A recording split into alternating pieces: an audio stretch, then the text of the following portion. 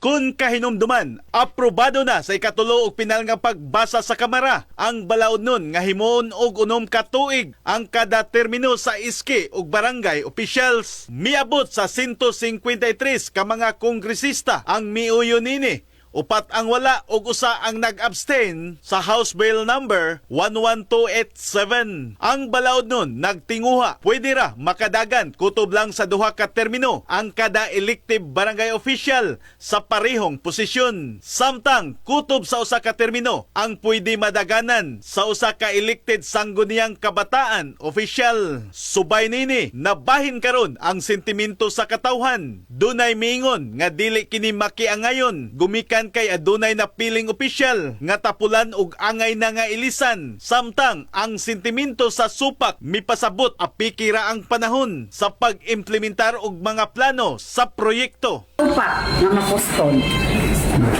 Kay ngano na may ubang barangay konsehal nga dili na mo perform sa ilang pagkakonsehal sa barangay na dapat may ilisan.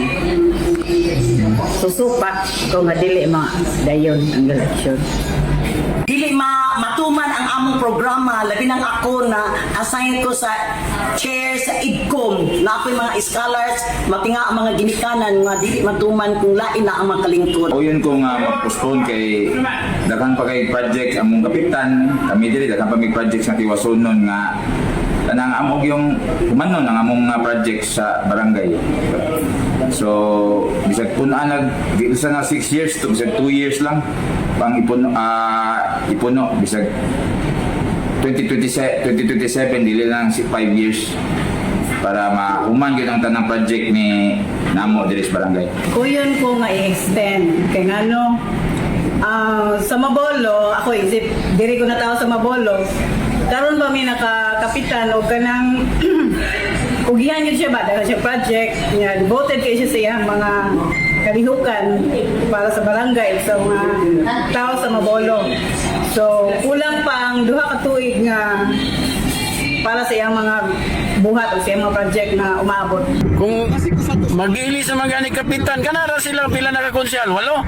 O kana sila magbutaray, kinsa makonsyal imong kapitan na po, mauna siya. Sa pikas bahin niadtong Enero 14, giaprobahan sab sa Senado paglawig sa termino sa barangay ug SK officials ngadto sa 4 ka tuig lang. Apan dunay limit ngadto sa 3 ka consecutive terms. Hanayon kini og sabutan sa Bicameral Committee kung pila jud ka tuig ang ilawig sa ilang termino. Magdepende gyud tanan ni Presidente Bongbong Marcos. Sayod ang kadaghanan ang perma sa presidente, maoy dakong papel nini. Ang eleksyon usa ka haligi sa demokrasya. Ang kanunay nga pag-usab sa schedule nini para lang mapalugwayan ang termino sa mga incumbent officials, dili makatarungan ug makadaot sa atong sistema sa gobyerno. Alang sa pulso di brigada, in the heart of changing lives. Ako si Brigada Alan Tangkawan sa 90.7 Brigada News FM Cebu,